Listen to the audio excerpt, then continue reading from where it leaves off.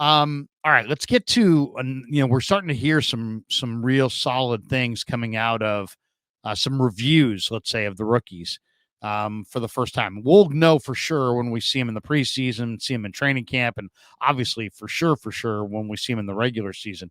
But the rookie safety, Malik Mustapha, there's a chance that he may play a lot early on. And Daniel Bullocks, the DB coach, had some incredible things to say about the rookie from Wake Forest. He said, everything that I've seen on tape, a guy that plays fast, physical, and violent. The thing is, he's very smart. He's got a strong work ethic. I can definitely say that. Sometimes he beats me to my office already as a rookie. I'm like, dude, what are you still doing here? So it says a lot about who he is. He's a very smart player. When I look at him, he's built. I wish I had a body like he does, especially up top. He's a guy that has good feet and good hips. He's a very fluid athlete. You wouldn't think of that of a guy who's that stout. He's got fluid hips. He's very smart. He's versatile. He does a lot of things on the back end. When you watch the tape, he can come down in the box and bang. He can blitz. He's one of the best tackling DBs in the draft. What we prefer is a defense. You want guys who can tackle. When I tell guys, what's your number one stat, your number one stat is going to be tackles. So you need a guy who can tackle and who has the right mindset. We need guys who can tackle, guys who can come down on the slot, can play cover two, can play half, can play in the post. That's something that he played at Wake Forest. Not a and he goes, so not that wait a second, that's what he did at Wake Forest. He says, oh, not a lot of it, but he did put it on tape. I'm excited about him. He's getting better each and every day, every time he's on the field. If his play is as impressive as his work ethic, he won't have to wait long until he's playing a prominent number of snaps on defense. So that's high praise. I mean, Daniel Bullocks really praised this guy. He's a 5'10" guy, and he looks kind of put together, but man, as far as him, he looks pretty rocked up at 5'10". But this guy can cover receivers down the field. He's not just a downhill box guy. This guy's a fluid mover. He can flip his hips. He can trigger to the ball in the air or towards the line of scrimmage, and the guy will absolutely step up and hit you. And as far as his work ethic, Bullock says, it's been great, to be honest with you. He's got a great work ethic. He's probably the first guy in the building and probably the last guy to leave. Picks it up fast. He works at it as well, knowing he's got to play strong safety, but he's able to play free safety as well. That's the biggest thing that popped up to me is just the work ethic, how fast he can pick it up.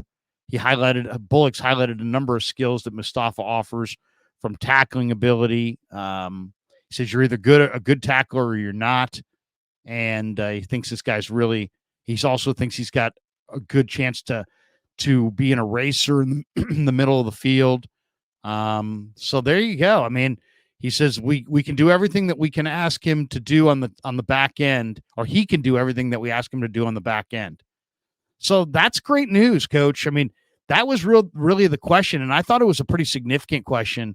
He's comparing him to Bob Sanders, who was an All-Pro in only 2 seasons that he played more than 14 games. He was the Defensive Player of the Year and won the Super Bowl in 2007. That's really, really high praise to call him Bob Sanders. But that's a great sign, because it sounds like Mustapha, in their mind, Coach, has the ability to play the back end. And I don't know that Afonga or Jair is, I think they're better in the box. So the fact that Mustapha might be able to play free safety could be absolutely a key. But when you hear guys talked up like that, wow. I mean, they must really love him. Yeah, I mean, that's something that I'm glad that we have. We haven't really had that guy there for a while. I mean, even Jaquaski Tart, when we had him, he was near the end of his career as far as production is concerned. By the time he left us, I think maybe 2020 was the last good, decent year that we had out of him. And even then, I think we kept him because of COVID. He was supposed to go before that. We were going to see Jaquaski Tarts leave. Now, the thing that I love is that we may have another resurgence of what this defense sorely missed, which is, I think that we really have not had a conversation about how much is missed because Jimmy Ward has not been here.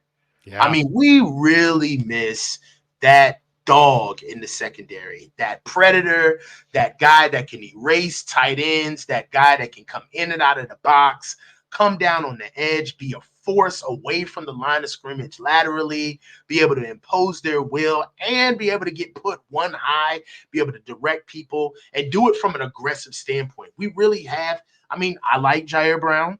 There's more to be seen with his career and with Huff too. But from what I've seen from them, they're more read and react guys.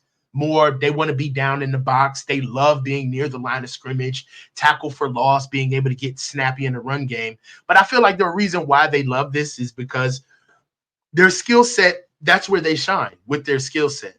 With Malik, I believe that he can be a complete safety. I went back and watched the film. This guy can run from sideline to sideline. He takes great angles, good hands, comes down into the box and delivers a blow from all angles. And his first rep looks like his last rep. I mean, who he is character-wise, I didn't know, but from hearing what coaches said about him, it's carbon copy of how he plays. He's a plus athlete, actually pops off the field even in college, even in some of their bad games. He's a hard worker. Somebody who somebody who won't latch on to the culture that we bring, but somebody who will add on to it. There's a difference, right? There's some guys here that they talk about the culture here, especially on defense, and they marvel at it, or they talk about it as it's something to aspire to. I feel like Malik is somebody who's going to bring something that we've been missing. Jimmy Ward is somebody who I had great pride in. Somebody that just erased all of the cracks near the intermediate throws, near the line of scrimmage. We've missed that. And I think having Malik back this year, having Malik not back, but having Malik on the team this year is going to be able to be awesome for us. And then really, we need it because I feel like we need as much juice on defense as it gets. We lost Dre. We need as many salty boots on the field as possible. No question. Yeah, Bleacher Report had an article this week, guys who could still be on the chopping block, and what they meant was, either going into camp or in camp or at the cut down, right before week one. And they went through every team. And for one of the guys on that list was Jimmy Ward with the Texans. So, if by chance he's out there, I would definitely have a lot of interest in Jimmy Ward coming back. I mean, and if I could make a trade where I traded a late day three conditional pick, or swapped a 7 for a 6, or, some of those trades that they make for, minimal pay or minimal cost, I think I'd be interested, because you're right. I mean, that guy, Jimmy Ward, is just such a winner, such a competitor, such a dog, so physical, such a tone setter. Attitude, man. Thank you. Tone setter. Jimmy Ward is the type of guy where you need that you need that type of attitude for the rainy game in Chicago, for the game there where the backup quarterback game in Cleveland. That's where you need a Jimmy Ward, where you're like, man, this is a trap game, but thank God we got some dudes who just, when they put their helmet on, they're going to play, right? We need more guys where they bring that. I mean, I feel like Jimmy Ward and those guys that left before him are some of the remnants of what we need back on this team. We need a little bit more of Dre Greenlaw spread throughout this entire team, where guys are going to play no matter what. I think one thing about our team, Larry, and not to like kind of get off topic, but one thing about our team, bro, is we play to the level of our competition, man. We play to the level of our competition, and we got to get over that. Well, and also they're going to have to, Jahmyr Gibbs has great speed. So if you're going to beat Jahmyr Gibbs, you're not going to beat him with greater speed. You're going to beat him by hitting him super hard in the ball and separating him from the football. Watching him in Montgomery carve up the Niners, the Niners escape. Thank you, Dan Campbell. But they won't escape in the future if they don't have some guys who can really step up out of the secondary and hit some guys and make them run a little bit more tentatively. That's the thing about Jimmy Ward and Tart as a combo. These guys were like having an extra couple linebackers on the field. Ward just plays for keeps. I mean, and you got to have a couple guys in your defense that are like that. And he's a tone setter. So if he's out there, I mean, this guy can play corner, safety, free, strong, weak side linebacker in a pinch. I mean, he can basically play it all. and they need guys who can step up out of the secondary and hit, and they didn't have that. I mean, I liked Jair Brown was the closest thing they had to it, but Gibson, who still remains unsigned, was really lacking in that category. Afonga, is effective as a run defender, but he's not a big physical hitter. So I mean, they've lacked some physicality coming out of their secondary, and if they could add him at some point, again, I would do it.